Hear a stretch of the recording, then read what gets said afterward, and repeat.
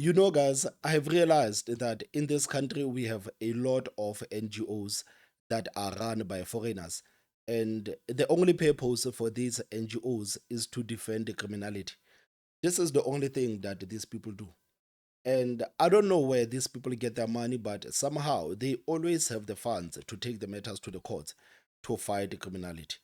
And because we have an inept government in this country, they've actually allowed this charade to take place in this country. And what I hate the most about these NGOs is that they always tell us about the international law. This is what the international law says. They don't care about the South African laws, but they always try to impose international law on us. And as a South African citizen, I am starting to feel like my rights are being trampled on by this bunch of foreigners with their international law. Every bad thing that happens in this country, there's an NGO that is going to defend it. You remember, guys, people were talking about this issue of the buildings that are hijacked in the middle of the cities. There are NGOs that are defending those people that have hijacked the buildings in the middle of the city. The people that are mining illegally, there are NGOs that are there to defend these people that are mining illegally. The people that are getting in this country illegally, there are NGOs that are fighting for those people to be in this country. The people that are abusing the resources that are paid for by hardworking South Africans, there are NGOs that are there to defend these people that are abusing the resources that are paid for by hardworking South Africans. So right now, we also have the NGOs that are defending the so-called human rights of criminals. I don't know where this country is going, man. Honestly, I don't know where this country is going. There's a story that I saw a couple of days ago, and this story talks about the mayor of the city of Cape Town, Mr. Geordin Hill's plan to actually install the signal blocking technology to prevent these prisoners from, conducting their business with their cell phones while they are in prison. And there's actually an NGO that is defending the human rights of those prisoners that are conducting their business through cell phones in jail. And we know that these people are not even supposed to be having the cell phones, but this is what is happening, guys. So this article says that the human rights group slammed the plan to block cell phone signals at Pollsmoor Prison. The South African Prisoners Organization for Human Rights has voiced strong opposition to Cape Town Mayor Geordin Hill's plan to install cell phone signal blocking technology at Pollsmoor Prison. The proposals aiming at stopping inmates from using mobile phones to coordinate criminal activities was outlined in a letter to Correctional Service Minister Mr. Peter Groenewald. Gordon Hill highlighted incidents where prisoners allegedly extorted contractors and orchestrated crimes from inside the facility. He offered the city's support for a pilot project at Pollsmoor, one of the 5 correctional facilities identified for trial by Department of Correctional Services. So this union, however, they have warned that the use of signal blocking technology could violate inmates' constitutional rights, including the right to communicate with legal representatives and family members. The organizations stressed the need for a solution that balances security concerns with the prisoners' rights, urging authorities to carefully consider the potential legal and human rights implications. I mean, can you believe this? Can you believe this? And guys, we know for a fact that the prisoners are not even supposed to be having the cell phones. And we know for a fact that a lot of criminality has been communicated through these cell phones in jail. So how are we sitting here today and actually having a conversation about this? How is this even a conversation? This is one thing that I do not even understand, because these people are talking about, no, these people, they need to communicate with their legal representatives, they need to communicate with their family members, but the jails, they have the landlines, they can use those landlines, they don't have to use their cell phones, they don't have to use their cell phones. And we are here like, guys, in this country we actually have a government that do not care about the people of this country. They actually do not care about the people of this country, because right now they have actually allowed these bunch of NGOs to twist their arms on everything. It doesn't matter. You remember when those people were stuck in that shaft? The Minister of Presidency, Khumbudzo Ntshavheni, said that as the South African government, we are not going to support the criminality. We are not going to give these people anything. We are going to let the hunger to force these people to come out. And the South African Human Rights Commission, they actually took the South African government to the courts to force the South African government to give these people everything that they needed. These people are not even supposed to be mining there. These people are not even supposed to be in this country, but the South African government and the South African taxpayers, they are being told that you have to give these people everything that they want, despite the fact that they were conducting criminality there. They were committing a crime. But you must use your taxpayers to give these people everything that they want. That's why I'm saying, as a South African, I am starting to feel like my rights are being trampled on. I'm starting to feel like whatever that we believe in this country, it doesn't matter anymore. Because it only gonna take one human rights group or these NGOs to take the court, to take the government, or to take you to the court. And the court will say, but because this is what the international court, the international law says, okay, this is what it's going to happen. I mean, like, this is the kind of nonsense that the South African presidents that we've had have allowed to happen in this country. These people have actually allowed this thing to happen in this country. I mean, if we actually had a president that had the balls, we wouldn't be dealing with this nonsense today. We know as rational people in this country that these people that are in jail, they are not even supposed to have their cell phones. We know this is a fact. They are not supposed to have the cell phones. And we know that there's mountains and mountains of evidence showing you these people committing crimes with these cell phones that they have. They can still call the hits from jail. That no, we want such and such gone. Then bam, that person is gone. They still call the hits from inside the jail. But now, these people, they have been defended. They have been defended, and we are being told about their human rights. Cape Town, Geordin Hill-Lewis has a proposal. He says basically technology to block cell phone signals should be installed in prisons, starting with Pollsmoor. And he bases this on, I don't think many people will argue with this reality that you have, in some instances, inmates who are able to coordinate criminal activities on the outside using mobile phones that they have access to. How does that sit with you? Tulasizwe, the mayor should have first started talking about a document which was released by the DA in 2005 entitled Prison Work When Prisoners Work. Then he should have come up here and talk about something that has been a topic for the past 20 years in terms of the contraband of cell phones in South African prisons. And he has said absolutely nothing. And guys, by the way, who is this Miles Budu guy? Who is this Miles Budu guy? Is this guy even a South African? Who is this guy? Who is this guy?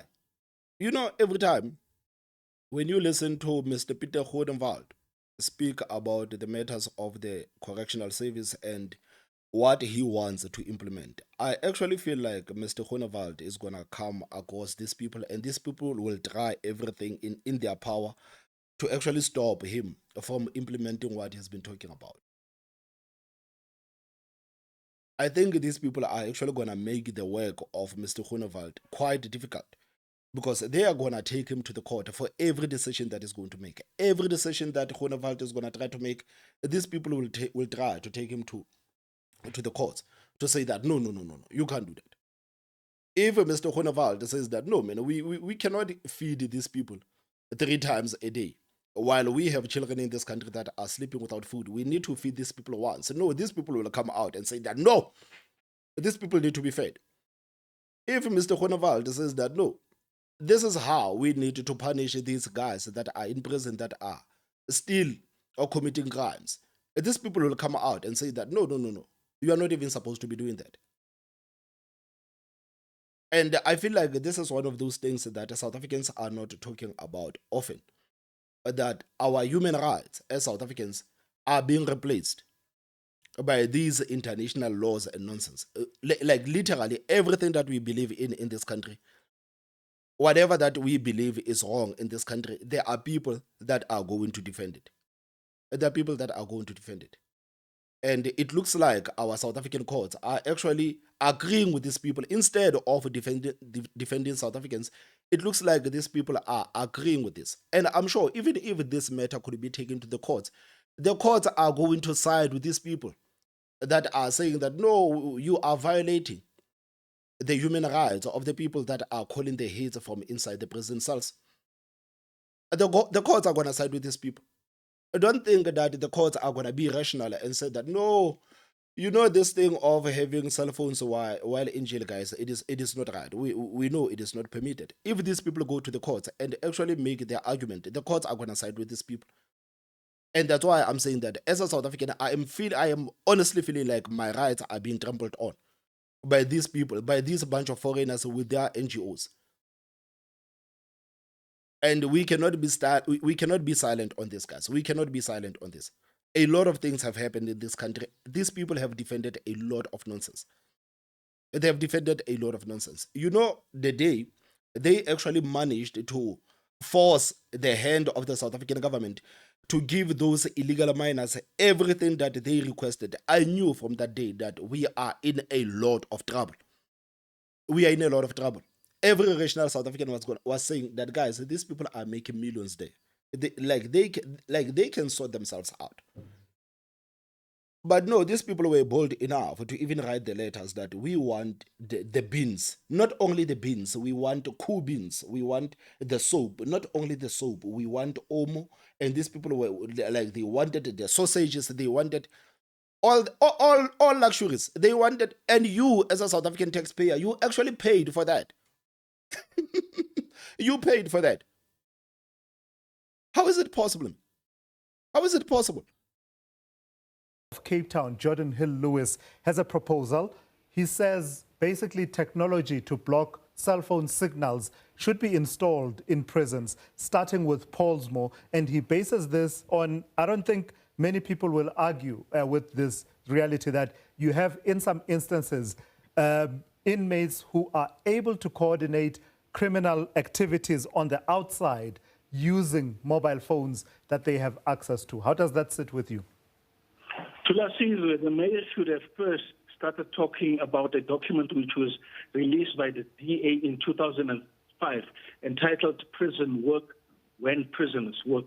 Then he should have come up here and talk about something that has been a topic for the past 20 years in terms of the contraband of cell phones in South African prisons. And he has said absolutely nothing because I think he was scoring a few little lousy political points. Having said that, though, you know, the issue of jamming devices, I mean, the former Minister of Correctional Services, Ronald Lamula, went in length talking about how much money have they already spent doing research to implement the project. He left and he didn't say anything about it. And I think the mayor should have gone to the former Minister of Correctional Services and asked him, how far are you with this project? Because taxpayers' monies were invested in what you told everybody of us. Now, we are not going to take responsibility of those who use the cell phone to keep on committing their crimes whilst they find themselves in their graves. We talk about those prisoners who has done their time halfway out, who are in fact family members and in fact want to stay in contact with their families so that you strengthen the family reunification after imprisonment. The rest, the Department of Correctional Services can talk about it because we are not the Department of Correctional Services. So I mean, guys, just listen to that nonsense. This guy is actually advocating for these, for signals of not to be blocked. He's advocating for the signal not to be blocked. But at the same time, he's telling us that no, we are not taking responsibility for these people that are committing crimes in jail. So he doesn't want the signal to be blocked, but at the same time, he does not want to take the consequences of what comes with the signals not being blocked. No, we don't care about these people that are committing crimes, and it is not even our problem. But we only care about these people that have to communicate with their families and their legal representatives, as if the prisons do not have the landlines. This is the kind of nonsense that we have to put up with as South Africans. This is the kind of nonsense that we have to put up with. His reasoning does not make any sense. Because when you are advocating for something, you are taking whatever that comes with it. You are taking whatever that comes with it. You can't say that, no, I want to do this. But at the same time, the responsibilities of what comes with this, no, I don't want the responsibilities of whatever that I'm doing. I only want half of the responsibilities of whatever that I'm doing. On national television, being platformed so that they can subject us to this kind of nonsense. It is nonsense. It is nonsense. And how long are we gonna put up with this nonsense as South Africans? How long? Talk about the rest then, as Miles suggests. How does this proposal sit with you? And is it something that you've considered before in the manner that Miles is describing? Let's start by saying that Miles must be bold enough and state that he is encouraging offenders to use mobile phones. Yes. Something which is irresponsible and wrong. He has to state that. Even when he qualifies it by saying it's those wrong. that are halfway out. Yes, it's Yeah. wrong because those are contrabands. They're not allowed. For as long as At no stage of when you are in before you get to your point, are you saying at no stage during the incarceration, even at a point where the release of the offender is imminent and you're starting to talk about preparing them for reintegration, at no point is it allowed? No, because we do offer an alternative. Okay. And why is this guy from SABC sounding like he does not understand that there are alternatives? These people can still communicate with their families, and these people can still communicate with their legal representatives, but not through their cell phones.